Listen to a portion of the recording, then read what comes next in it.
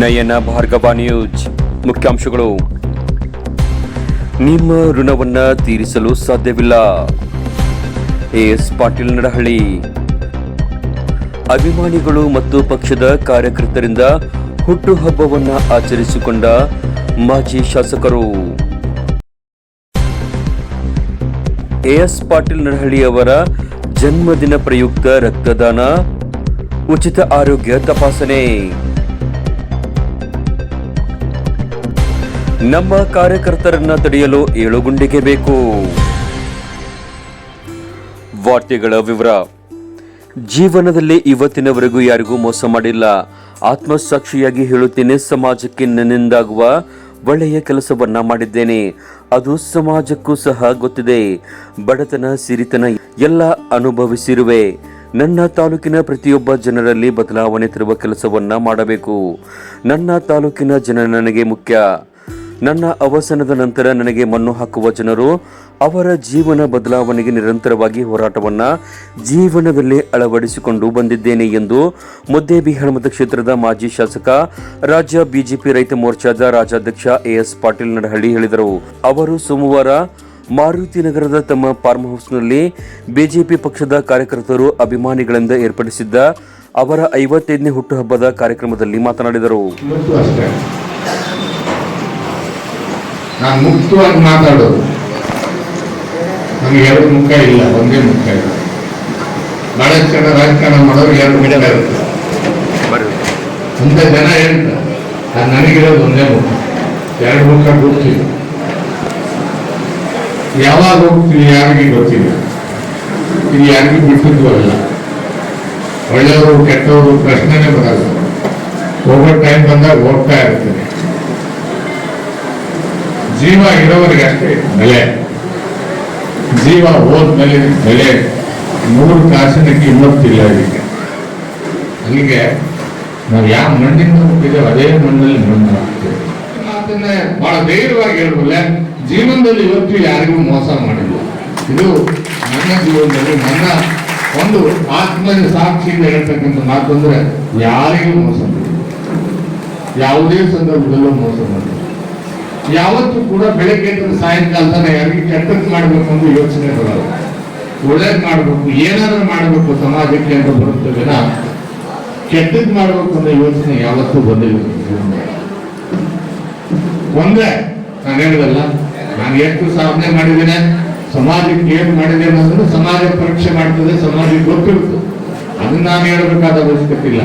ಅದು ನಾನು ನನ್ನ ಆತ್ಮಸಾಕ್ಷಿಯಾಗಿ ಧೈರ್ಯದಿಂದ ಜನರ ಮುಂದೆ ನಿಂತ್ಕೊಂಡು ಹೇಳ್ತಕ್ಕಂಥದ್ದು ಏನ್ ಹೇಳ್ಬೋದು ಅಂದ್ರೆ, ನನ್ನ ಜೀವನದಲ್ಲಿ ಇವತ್ತಿಗೂ ನಾನು ಯಾರಿಗೂ ಮೋಸ ಮಾಡಿಲ್ಲ ಅಂತಕ್ಕಂಥದ್ದನ್ನು ಮಾತ್ರ ನಾನು ಹೇಳಿದ್ದೇನೆ. ಬಡತನವನ್ನು ನೋಡಿದ್ದೇನೆ, ಶ್ರೀಮಂತನನ್ನು ನೋಡಿದ್ದೇನೆ, ಕಷ್ಟವನ್ನು ನೋಡಿದ್ದೇನೆ, ನೋವನ್ನು ನೋಡಿದ್ದೇನೆ, ಎಲ್ಲವನ್ನ ಅನುಭವಿಸಿದ್ದೇನೆ. ನಾನು ಬದುಕಿರುವವರೆಗೆ ನನ್ನ ಕನಸು ಏನಂದ್ರೆ, ನನ್ನ ತಾಲೂಕಿನಲ್ಲಿ ಇರ್ತಕ್ಕಂಥ ಪ್ರತಿಯೊಬ್ಬರು ಬದುಕಿನಲ್ಲಿ ಬದಲಾವಣೆ ತರ್ತಕ್ಕಂಥ ಕೆಲಸ ಮಾಡಬೇಕು. ನಾನು ಇಡೀ ರಾಜ್ಯದ ಮಾಡ್ತೀನಿ ಅಂತ ದೊಡ್ಡ ಕನಸು ಕಾಣ್ಲಿಕ್ಕೆ ಹೋಗಿಲ್ಲ.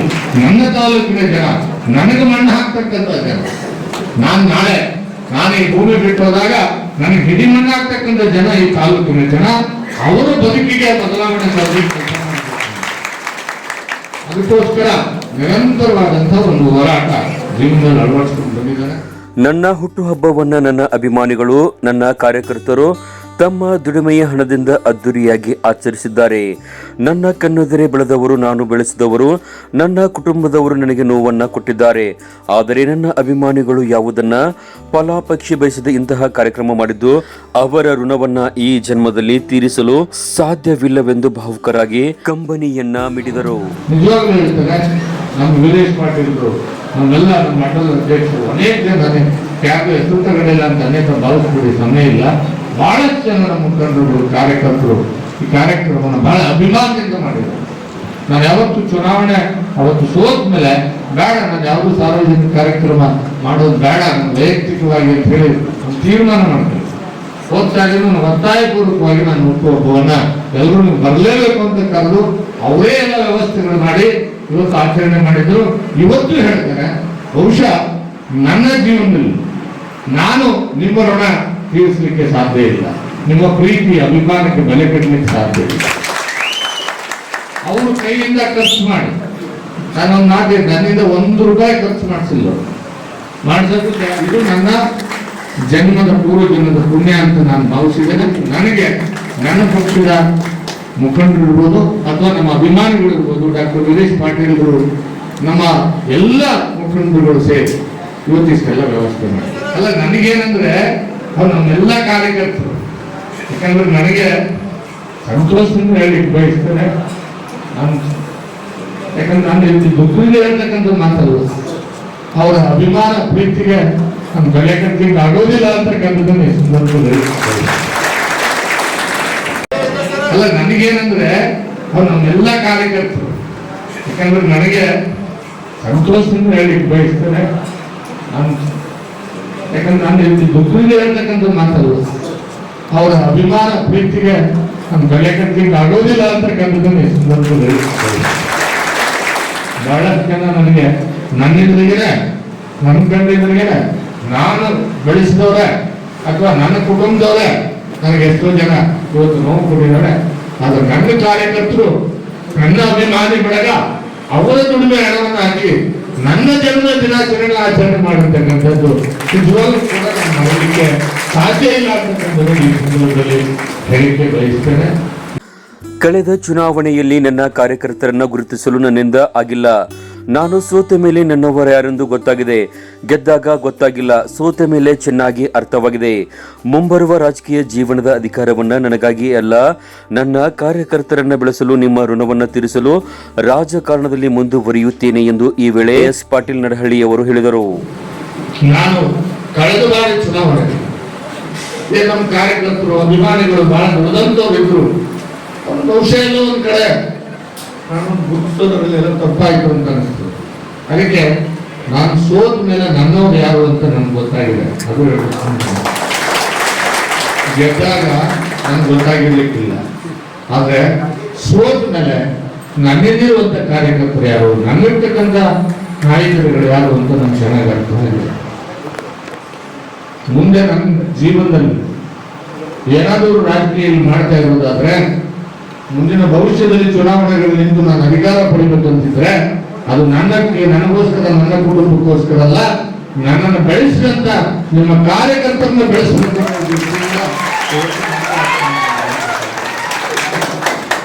ಯಾಕಂದ್ರೆ ಎಸ್ ಪಾಟೀಲ್ ನಡಹಳ್ಳಿಗೆ ನೀವೇನು ಋಣ ಮಾಡಿದ್ರಿ, ಇದನ್ನು ನಾನು ತೀರಿಸದೆ ಹೋದ್ರೆ ಮತ್ತೆ ನಾನು ಇನ್ನೊಂದು ಜನ್ಮ ಎತ್ತು ಬರ್ಬೇಕಾಗ್ತದೆ. ಅದಕ್ಕೆ ಇದೇ ಜನ್ಮದಲ್ಲಿ ನಿಮ್ಮ ಈ ಋಣವನ್ನ ತೀರಿಸೋದಕ್ಕೋಸ್ಕರ ನಾನು ರಾಜಕಾರಣದಲ್ಲಿ ಇದ್ದೇನೆ. ಮತ್ತು ಕಳೆದ ಲೋಕಸಭಾ ಚುನಾವಣೆ ನಾನು ಯಾವರಿಗೂ ಹೋಗ್ಲಿಲ್ಲ. ನಾನು ಸೋತಾಗಿದ್ದೀನಿ, ಏನಂತ ಮಕ್ಕ ಇಟ್ಕೊಂಡು ಹೋಗ್ಲಿ, ನೋಡೋಣ ಜನ ಏನ್ ಮಾಡ್ತಾರೆ ಈ ಸಾರಿ. ಒಂದ್ ವೇಳೆ ಈ ಲೋಕಸಭಾ ಚುನಾವಣೆಯಲ್ಲಿ ಹೆಚ್ಚು ಏನಾದರೂ ಕೂಡ ಇವರು ನಮ್ಮ ಪಕ್ಷಕ್ಕೆ ಆಶೀರ್ವಾದ ಮಾಡಿದ್ರೆ ನನಗೊಂದು ಮುಖ ಇರುತ್ತೆ ಹೋಗ್ಲಿಕ್ಕೆ ಅಂತೇಳಿ. ಆದ್ರೆ ನಿಮ್ಗೆ ನಿಜವಾಗ್ಲೂ ಕೂಡ ನಾನು ನಿಮ್ಗೆ ಋಣಿಯಾಗಿದ್ದೇನೆ. ಕಳೆದ 2 ತಿಂಗಳ ಹಿಂದೆ ನಡೆದಿರ್ತಕ್ಕಂಥ ಲೋಕಸಭಾ ಚುನಾವಣೆಯಲ್ಲಿ ನಮ್ಮ ಕಾರ್ಯಕರ್ತರು ಯಾರಿಗೂ ಕೂಡ ಯಾವುದೇ ಹಣ ಇಲ್ಲದೆ, ಹೆಂಡ ಇಲ್ಲದೆ, ಯಾವುದೇ ಒಂದು ಇಲ್ಲದೇನೆ ಅತಿ ಹೆಚ್ಚು ಮತಗಳನ್ನು ಕೊಟ್ಟು ಆಶೀರ್ವಾದ ಮಾಡಿದ್ರು ನನ್ನ ಪಕ್ಷಕ್ಕೆ. ನನಗೊಂದು ಮರ್ಯಾದೆ ಬರ್ತಕ್ಕಂಥ ರಾಜ್ಯ ಸರ್ಕಾರ ಪತನ ಭವಿಷ್ಯ. ಈ ರಾಜ್ಯ ಸರ್ಕಾರ ಬಹಳ ದಿನ ಇರುವುದಿಲ್ಲ, ಕೆಲವೇ ತಿಂಗಳಲ್ಲಿ ಪತನವಾಗಲಿದೆ. ಈ ಸರ್ಕಾರದಿಂದ ಅನಾಹುತ ಪಾಪ ಕಾರ್ಯವಾಗಿದೆ. ಚುನಾವಣೆಗೆ ಸರ್ಕಾರದ ಖಜಾನೆಯ ಹಣವನ್ನ ಬಳಕೆ ಮಾಡಿ ರೆಡ್ ಹ್ಯಾಂಡ್ ಆಗಿ ಸಿಕ್ಕಿದ್ದು, ಇನ್ನು ಕೆಲವೇ ತಿಂಗಳಲ್ಲಿ ರಾಜ್ಯ ಸರ್ಕಾರ ಪತನವಾಗಲಿದೆ ಎಂದು ಭವಿಷ್ಯವನ್ನ ನುಡಿದ ನಡಹಳ್ಳಿಯವರು, ಸರ್ಕಾರ ಅಧಿಕಾರಕ್ಕೆ ಬಂದು 16 ತಿಂಗಳಾದರೂ ಬಿಹಾಳ ಮತಕ್ಷೇತ್ರಕ್ಕೆ ₹1 ಅನುದಾನವನ್ನ ತಂದಿಲ್ಲ. ಇಲ್ಲಿನ ಶಾಸಕರು ಅಭಿವೃದ್ಧಿಗೆ ಅನುದಾನವನ್ನ ನೀಡದೇ ಇದ್ದರೆ ಅಧಿಕಾರ ತ್ಯಾಗ ಮಾಡುತ್ತೇನೆ ಎಂದು ಹೇಳಿದ್ದಾರೆ. ಅದು ನಾಟಕವೋ ನಿಜವೋ ಗೊತ್ತಿಲ್ಲ. ಸರ್ಕಾರದಿಂದ ಅನುದಾನ ಯೋಜನೆ ತರಲು ಬುದ್ಧಿ ಬೇಕು ಎಂದು ಚಾಟಿ ಬೀಸಿದರು. ರಾಜಕೀಯ ಮಾತಾಡಬಾರ್ದು, ಆದರೂ ಕೂಡ ಒಂದು ವಿಚಾರ ನಿಮ್ಗೆ ಗಮನದಲ್ಲಿರಲಿ. ಇವತ್ತೇನು ನಡೀತಾ ಇದೆ ಅಂತ ನಿಮ್ಗೆಲ್ಲ ಗೊತ್ತಿದೆ. ವಾಸ್ತವಿಕವಾಗಿ ಗಮನದಲ್ಲಿರಲಿ, ಈ ಸರ್ಕಾರ ಬಹಳ ತಿಂಗಳು ಇರಲ್ಲ, ಆದಷ್ಟು ಬೇಗ ಈ ಸರ್ಕಾರ ಗಮನದಲ್ಲಿರಲಿ. ಬಹಳ ದೊಡ್ಡ ಅನಾಹುತಗಳು, ಪಾಪಗಳು ಈ ಸರ್ಕಾರದಿಂದ ಆಗಿದೆ. ಇವತ್ತು ಎಲ್ಲಿ ಮಟ್ಟಿಗೆ ಹೋಗಿದಂದ್ರೆ ಚುನಾವಣೆಗೆ ಸರ್ಕಾರದ ಖಜಾನೆ ಹಣವನ್ನೇ ಟ್ರಾನ್ಸ್ಫರ್ ಮಾಡಿ ಚುನಾವಣೆ ಖರ್ಚು ಮಾಡ್ತಕ್ಕಂಥ ಪಾಪದ ಕೆಲಸ ಇವತ್ತು ಈ ಸರ್ಕಾರ ಮಾಡಿ ಸಿಗಾಕೊಂಡಿದೆ. ರೆಡ್ ಹ್ಯಾಂಡ್ ಆಗಿ ಸಿಗಾಕೊಂಡಿರ್ತಕ್ಕಂಥ ಪರಿಸ್ಥಿತಿ ಇವತ್ತು ನಿರ್ಮಾಣ ಆಗಿದೆ. ಹೀಗಾಗಿ ಈ ಸರ್ಕಾರ ಯಾವ ಸಂದರ್ಭದಲ್ಲಿ ಬಿದ್ದೋಗ್ತದೆ ಗೊತ್ತಿಲ್ಲ. ಚುನಾವಣೆಗೆ ನಾವು ಯಾವುದೇ ಸಂದರ್ಭ ಬಂದು ಸಿದ್ಧರಾಗಿರ್ಬೇಕಾಗ್ತದೆ, ಗತಿನೇ ಇಲ್ಲ. ಅದು ಯಾರು ₹1 ರೊಕ್ಕನೂ ಕೊಡಕ್ತಾ ಇರಲಿಲ್ಲ, ಅದು ಒಂದು ಟೆಂಡರ್ ಇಲ್ಲ, ಕೆಲಸನೂ ಇಲ್ಲ, ಡ್ಯಾಮ್ ಏರಿಸ್ಬೇಕು ಅಂತಲೂ ಇಲ್ಲ, ಯಾವುದ್ರ ಬಗ್ಗೆನೂ ಲಕ್ಷ್ಯ ಇಲ್ಲ. ಈಗ ಅಷ್ಟೊಂದು ನಿಂತೋಗ್ಬಿಟ್ಟಿದೆ ನೀರಾವರಿ. ನಾವೇನೋ ಕೆರೆ ತುಂಬಿಸಿದ್ವಿ ಅಷ್ಟೇ. ಕೆರೆ ಹೂಳೆತ್ತದಕ್ಕೆ ನಾವು ಒಂದೆಲ್ಲ ಕೆರೆಗಳನ್ನ ಹೂಳೆತ್ತಿ ಡೆವಲಪ್ ಮಾಡಬೇಕು ನೆಕ್ಸ್ಟ್ ಫರ್ದರ್ ಒಂದು ಪ್ರಾಜೆಕ್ಟ್ ಮಾಡಿದ್ವಿ, ಅದು ಅಷ್ಟಕ್ಕೆ ನಿಂತೋಗಿದೆ. ಪ್ರತಿಯೊಂದು ಅಷ್ಟಕ್ಕೆ ನಿಂತೋಗಿದ್ದು. ನಾನು ನನ್ನ ಕಾಲದಲ್ಲಿ ಒಂದು 1,500 2,000 ಕೋಟಿ ರೂಪಾಯಿ ಕೆಲಸ ಹಾಗೆ ಬಿಟ್ಟು ಹೋಗಿತ್ತು, ಅದನ್ನ ಇವರು ಕಂಟಿನ್ಯೂ ಮಾಡಿದಾರೆ ಬಿಟ್ರೆ ಏನು ಮಾಡೋಕ್ಕಾಗ್ತಿಲ್ಲ. ₹1 ನಮ್ಮ ತಾಲೂಕಿಗೆ ಇವತ್ತಿನವರೆಗೂ ಹಣ ಬಂದಿಲ್ಲ. 14 ತಿಂಗಳಾಯ್ತು ಸರ್ಕಾರ ಬಂದು, ₹1 ಹಣ ಬಂದಿಲ್ಲ. ಗಮನದಾಗಿರಲಿ. ಇಲ್ಲಿಂದ ಶಾಸಕರು ಕೂಡ ಈಗಾಗಲೇ ನನಗೆ ನೀವು ಅಭಿವೃದ್ಧಿ ಹಣ ಕೊಡದೆ ಹೋದ್ರೆ ನನಗೇನು ಅಧಿಕಾರ ಬೇಡ, ಅಧಿಕಾರ ತ್ಯಾಗ ಮಾಡ್ತೀನಿ ಅಂತ ಹೇಳಿದ್ರೆ ರಾಜ್ಯ ಸುದ್ದಿ ಆಯ್ತು. ಅದೇನು ಅವ್ರು ಸುಮ್ಮನೆ ನಾಟಕ ಮಾಡೋದು ಕೇಳೋದು, ಸತ್ಯ ಕೇಳೋದು ಗೊತ್ತಿಲ್ಲ. ನನಗೆ ಬುದ್ಧಿ ಬೇಕಾಗುತ್ತೆ, ಯೋಜನೆಗಳ ತರದಕ್ಕೆ ಬುದ್ಧಿ ಬೇಕು, ಬೇರೆ ಬುದ್ಧಿ ಇದ್ರೆ ನಾವು ತರ್ಬೋದು. ನಾನು ಯಾವ ಮಂತ್ರಿ ಮುಖ್ಯಮಂತ್ರಿ ಅಂತ ತಂದಿಲ್ಲ. ಯಾವ ಸ್ಕೀಮ್ ಎಲ್ಲಿ ಬರ್ತದೆ, ಹೇಗೆ ಬರ್ತದೆ, ಹೇಗೆ ತರ್ಬೋದು. ಕುಡಿಯ ನೀರು ಯೋಜನೆ ತಂದಿದ್ವಿ, 858 ಕೋಟಿ ವರ್ಕ್ ನಡೀತಾ ಇದೆ. ಮುದ್ದೇಬಿಹಳ, ತಾಳಿಕೋಟೆ, ನಾಲ್ತೋಡ ಪಟ್ಟಣದಲ್ಲಿ ಅಂಬೇಡ್ಕರ್ ಪ್ರತಿಮೆ, ಬಸವೇಶ್ವರ ಪ್ರತಿಮೆಯನ್ನ ಮಾಡಿದ್ದೇವೆ. ಆ ಕಾರ್ಯವನ್ನು ಅರ್ಧಕ್ಕೆ ನಿಲ್ಲಿಸಿ ಅದಕ್ಕೆ ಕೊಕ್ಕೆ ಹಾಕಿದ್ದಾರೆ. ಮೊನ್ನೆ ಪೊಲೀಸರು ನಮ್ಮ ಮುಖಂಡರ ಮಗನನ್ನ ಮತ್ತು ಕಾರ್ಯಕರ್ತರನ್ನ ಠಾಣೆಗೆ ಕರೆಸಿದ್ದಾರೆ. ನಮ್ಮ ಪಕ್ಷದ ಕಾರ್ಯಕರ್ತರನ್ನ ತಡೆಯಲು 7 ಗುಂಡಿಗೆ ಬೇಕು ಎಂದು ಕಾರ್ಯಕರ್ತರ ಉತ್ಸಾಹವನ್ನ ನಡಹಳ್ಳಿಯವರು ಇಮ್ಮಡಿಗೊಳಿಸಿದರು. ಅಂದ್ರೆ ಊರಾಗ ಯಾವ್ದಾದ್ರು ಒಳ್ಳೆ ಕೆಲಸಗಳನ್ನ ನಾವು ಮಾಡಿದ್ವಿ, ಅವೆಲ್ಲವನ್ನ ಅಲ್ಲಿಗೆ ಪೆಂಡಿಂಗ್ ಉಳಿಸಕ್ಕಂತ ಕೆಲಸ ಆಗಿದೆ. ಕರೆಂಟ್ ಗೊತ್ತಿರಲಿ, ಬಸವಪುರದಲ್ಲಿ 220 KV ಸ್ಟೇಷನ್ ಸ್ಯಾಂಕ್ಷನ್ ಮಾಡಿದ್ವಿ. ಅದನ್ನ ನಿಲ್ಲಿಸ್ಬೇಕು ಅಂತ ಪ್ರಯತ್ನ ಮಾಡಿದ್ವಿ. ಅದಕ್ಕೆ ನಾನು ಬೇರೆ ರೂಟಲ್ಲಿ ಹೋಗಿ ಹೇಳೋದು ಬೇಡ, ಕಾನೂನು ಪ್ರಕಾರ ಏನ್ ಮಾಡ್ಬೇಕು ಮಾಡಿ ಕೆಲಸ ಸ್ಟಾರ್ಟ್ ಮಾಡಿಸಿದ್ವಿ. ಅದನ್ನ ಮೊನ್ನೆ ಮುಖ್ಯಮಂತ್ರಿ ಬಂದಾಗ ಬುದ್ಧಿ ಮಾಡಿಲ್ಲ ಅವರು. ಶಾಸಕರಿಗೆ ಪ್ರೆಸ್ ಮೀಟ್ ಮಾಡೋದಕ್ಕೆ ಯಾಕ್ರಿ ಎಲ್ಲ ಪೂಜೆ ಮಾಡಿದ್ರಿ, ನಾಲ್ತೋಟದ ಯಾಕೆ ಪೂಜೆ ಮಾಡಿದ್ರು ಕೇಳೋದು. ನಾಲ್ತೋಟದಲ್ಲಿ 800 ಮನೆಗಳನ್ನ ಸ್ಯಾಂಕ್ಷನ್ ಮಾಡಿ ಪ್ರತಿಯೊಬ್ಬರಿಗೆ ವರ್ಕ್ ಆರ್ಡರ್ ಕೊಟ್ಟಿದ್ವಿ.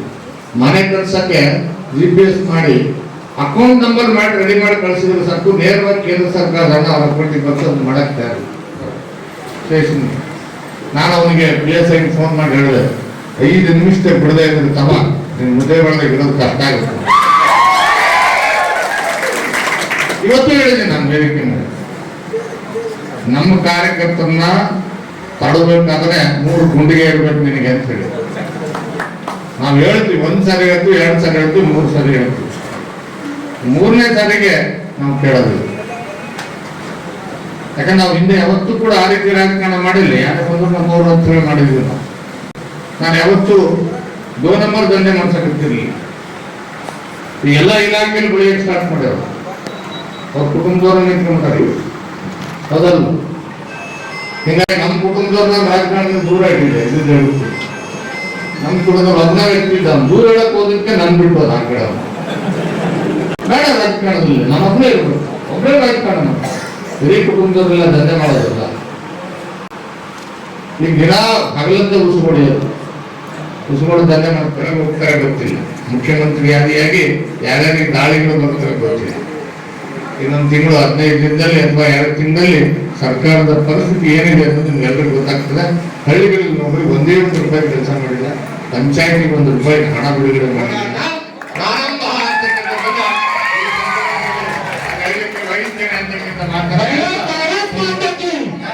ಪಕ್ಷದ ಹಿರಿಯ ಮುಖಂಡರಾದ MS ಪಾಟೀಲ್ ನಾಲ್ತೋಡ್, ಗಂಗಾಧರರಾವ್ ನಾಡಗೌಡ್, ಮಹಾದೇವ್ ಶಾಸ್ತ್ರಿ ಮಾತನಾಡಿ, AS ಪಾಟೀಲ್ ನಡಹಳ್ಳಿಯವರು ಮತಕ್ಷೇತ್ರದಲ್ಲಿ 5,000ಕ್ಕೂ ಹೆಚ್ಚು ಮುತ್ತೈದೆಯರಿಗೆ ಮಾಂಗಲ್ಯ ಭಾಗವನ್ನು ನೀಡಿದ್ದಾರೆ. ಸಾಮೂಹಿಕ ವಿವಾಹಗಳ ಮೂಲಕ ಬಡವರ ಕಷ್ಟಕ್ಕೆ ನೆರವಾಗಿದ್ದಾರೆ. ನಡಹಳ್ಳಿಯವರ ವ್ಯಕ್ತಿತ್ವ ಸಮಾಜಮುಖಿ ಕಾರ್ಯ ಪಕ್ಷಾತೀತವಾದುದು. ಇಂತಹ ಧೀಮಂತ ನಾಯಕನನ್ನ ಚುನಾವಣೆಯಲ್ಲಿ ಸೋಲಿಸಿ ಜನರು ಪಶ್ಚಾತ್ತಾಪ ಪಡುತ್ತಿದ್ದಾರೆ ಎಂದರು.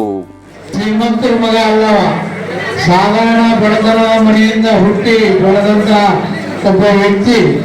ಅವ ಬೆಳೆದ ನಂತರ ಕಾಲೇಜು ಮುಗಿಸಿದ ನಂತರ ಅವರು ಔದ್ಯೋಗಿಕವಾಗಿ ಅವರು ಕೆಲಸಗಳನ್ನು ಪ್ರಾರಂಭ ಮಾಡಿದರು.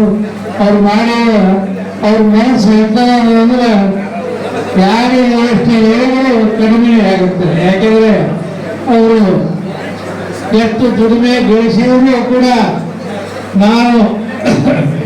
ನಾವೊಬ್ಬನೇ ತಿಂದಿದ್ರು ಹೋಗಲಾರ್ದು ಸಾರ್ವಜನಿಕರಿಗೆ ಮುಟ್ಲಿ ಅಂತ ಹೇಳಿ ಸಾಕಷ್ಟು ಜನರಿಗೆ ಸಾಮೂಹಿಕ ವಿವಾಹಗಳನ್ನು ಕೂಡ ಸಾಕಷ್ಟು ಜನರಿಗೆ ಮಾಡಿದ್ದಾರೆ. ಅದರಂತೆ ಶಾಲಾ ಮಕ್ಕಳಿಗೆ ಕೂಡ 100 ರೂಪಾಯಿಯನ್ನು ಹಂಚುವಂತಹ ಕಾರ್ಯಕ್ರಮಗಳನ್ನು ಕೂಡ ಸತತ ನಡೆಸುತ್ತಾ ಬಂದಿದ್ದಾರೆ. ಅದಕ್ಕೆ ನಾವು ದಯವಿಟ್ಟು ಎಲ್ಲರೂ ಕೂಡ ನಾವು ಅವ್ರಿಗೆ MLA ಮಾಡಬೇಕಾಯಿತು. MLA ಮಾಡುವಾಗ ನಂದು ಒಂದು ತೊಂದರೆ ಇದ್ದಿದ್ದೇನೋ ಅಂತ ನನಗೆ ಅನಿಸ್ತದೆ. ಯಾಕೆಂದ್ರೆ ಅನಿಸಲೇಬೇಕಾಯ್ತು. ನಾವು MLA ಆಗಿದ್ರೆ ಎಷ್ಟೋ ಅನುಭವ ಆಗ್ತಂತ ಮಾತನ್ನು ಈ ಸಂದರ್ಭದಲ್ಲಿ ಹೇಳಿ ಈ 55ನೇ ವರ್ಷದ ಹುಟ್ಟುಹಬ್ಬದ ಶುಭಾಶಯಗಳನ್ನು ಸನ್ಮಾನ್ಯ ಎಸ್ ಪಾಟೀಲ್ ನೋಡ್ತಾ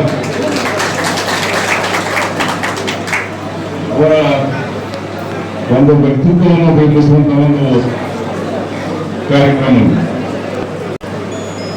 ಮಗು ಹುಟ್ಟಿದಾಗ ಮೊದಲಿಗೆ ಅವನ ಹುಟ್ಟುಹಬ್ಬ ಅವನು ಹುಟ್ಟಿದ ಖುಷಿಯಲ್ಲಿ ಆಚರಣೆ ಮಾಡುವುದು ಅಂತಂದ್ರೆ ತಂದೆ ತಾಯಿಗಳು, ಬಂಧುಗಳು ಮಾತ್ರ. ಯಾವಾಗ ಆ ವ್ಯಕ್ತಿ ಒಂದು ಸಮಾಜಕ್ಕೆ ಒಳ್ಳೆಯದಾಗಿ ಮಾಡಿದಾಗ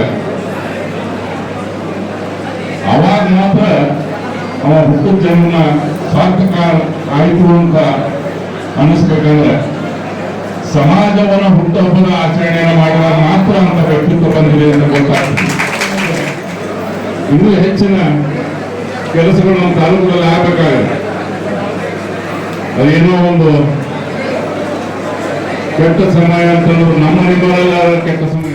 ಫಾರ್ಮ್ ಹೌಸ್ನಿಂದ ಎಸ್ ಪಾಟೀಲ್ ನಡಹಳ್ಳಿ ಅವರನ್ನ ತೆರೆದ ವಾಹನದಲ್ಲಿ ಕಾರ್ಯಕ್ರಮದ ವೇದಿಕೆಗೆ ಕರೆತಂದ ಅಭಿಮಾನಿಗಳು ಡಿಜೆ ಹಾಕಿ ನೃತ್ಯವನ್ನ ಮಾಡಿದರು. ಸಾವಿರಾರು ಕಾರ್ಯಕರ್ತರು ಅಭಿಮಾನಿಗಳು ಹುಟ್ಟುಹಬ್ಬದಲ್ಲಿ ಭಾಗವಹಿಸಿ ಅಭಿನಂದಿಸಿ ಸನ್ಮಾನಿಸಿದರು.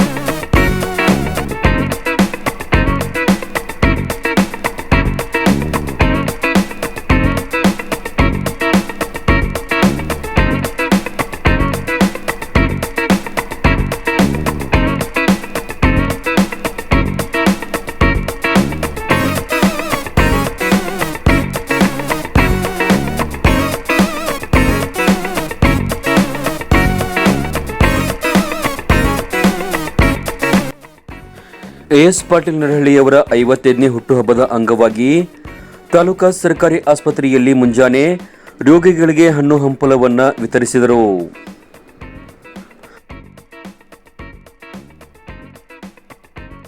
ಮತ್ತು ಹುಟ್ಟುಹಬ್ಬದ ಕಾರ್ಯಕ್ರಮದಲ್ಲಿ ಪ್ರಸಕ್ತ ವರ್ಷದಲ್ಲಿ ನಿವೃತ್ತರಾದ ಶಿಕ್ಷಕರು, ಸೈನಿಕರನ್ನ ಮತ್ತು ವಿದ್ಯಾರ್ಥಿಗಳಿಗೆ ಪ್ರತಿಭಾ ಪುರಸ್ಕಾರವನ್ನ ಮಾಡಿ ಅರ್ಥಪೂರ್ಣವಾಗಿ ಹುಟ್ಟುಹಬ್ಬವನ್ನ ಆಚರಿಸಿದರು.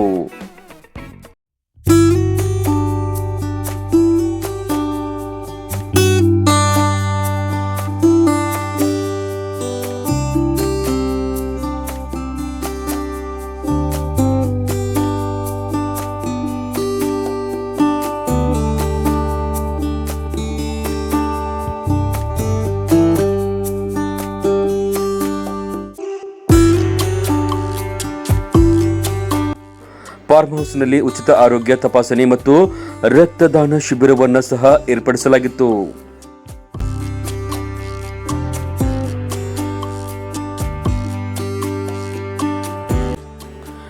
ಬಿಜೆಪಿ ಜಿಲ್ಲಾ ವೈದ್ಯಕೀಯ ಪ್ರಕೋಷ್ಠ ಪ್ರಮುಖ ಡಾಕ್ಟರ್ ವೀರೇಶ್ ಪಾಟೀಲ್ ಪ್ರಾಸ್ತಾವಿಕವಾಗಿ ಮಾತನಾಡಿದರು. ರವೀಂದ್ರ ಬಿರಾದಾರ್ ಸ್ವಾಗತಿಸಿದರು. ಸಿದ್ದರಾಜ್ ಹೊಳಿ ನಿರೂಪಿಸಿ ವಂದಿಸಿದರು. ಸಂಗಮೇಶ್ ಶಿವನಗಿ ತಂಡ ಸಂಗೀತ ಸೇವೆಯನ್ನ ಸಲ್ಲಿಸಿದರು. ಹುಟ್ಟುಹಬ್ಬ ಸಮಾರಂಭದಲ್ಲಿ ಬಾಬುಲಾಲ್ ಒಸ್ವಾಲ್, ಮಲ್ಕೇಂದ್ರಗೌಡ ಪಾಟೀಲ್, ಪ್ರಭು ಕಡಿ, ಮಾಣಿಕ್ ಚಂದ್ ದಂಡಾವತಿ, ಶ್ರೀಶೈಲ್ ದೊಡ್ಮನಿ, ಜಗದೀಶ್ ಪಂಪನ್ನವರ್, ಅಶೋಕ್ ರಾಠೋಡ್, ಸಂಗಮ ದೇವರಳ್ಳಿ, ಗೌರಮ್ಮ ಹುನಗುಂದ್, ಸಂತೋಷ ಬಾದರಬಂಡಿ, ರಾಜಶೇಖರ್ ಹೊಳಿ, ಸಂಜಯ್ ಬಾಗೇವಾಡಿ, ರಾಜು ಬಳ್ಳೊಳ್ಳಿ, ಹನುಮಂತ್ ನಲವಡೆ, ರವಿ ತಾಳಿಕೋಟಿ, ನಾಗೇಶ್ ಕವಡಿಮಟ್ಟಿ, ಮಲ್ಲು ತಂಗಡಿಗೆ, ಸೋಮನಗೌಡ ಪಾಟೀಲ್ ನಡಹಳ್ಳಿ, ಲಕ್ಷ್ಮಣ್ ಬಿಜ್ಜೂರ್, ಬಸವರಾಜ್ ಗುಳಬಾಳ್, ಸಂಗಮೇಶ್ ನಾಗೂರ್, ಕಾಂತು ಮಣ್ಣೂರ್, ಎಂಎಸ್ ಮುದ್ನೂರ್, ವೀರೇಶ್ ಡಬಳಗಿ, ಸೋಮನಗೌಡ ಬಿರಾದಾರ್ ಕವಡಿಮಟ್ಟಿ, ಗಿರೀಶ್ಗೌಡ ಪಾಟೀಲ್ ನಾಲ್ತ್ವಾಡ್, ಗಿರೀಶ್ಗೌಡ ಪಾಟೀಲ್ ಮುರಾಳ್ ಸೇರಿದಂತೆ ಪಕ್ಷದ ಮುಖಂಡರು, ಕಾರ್ಯಕರ್ತರು, ಅಭಿಮಾನಿಗಳು ಸಾವಿರಾರು ಸಂಖ್ಯೆಯಲ್ಲಿ ಭಾಗವಹಿಸಿದ್ದರು.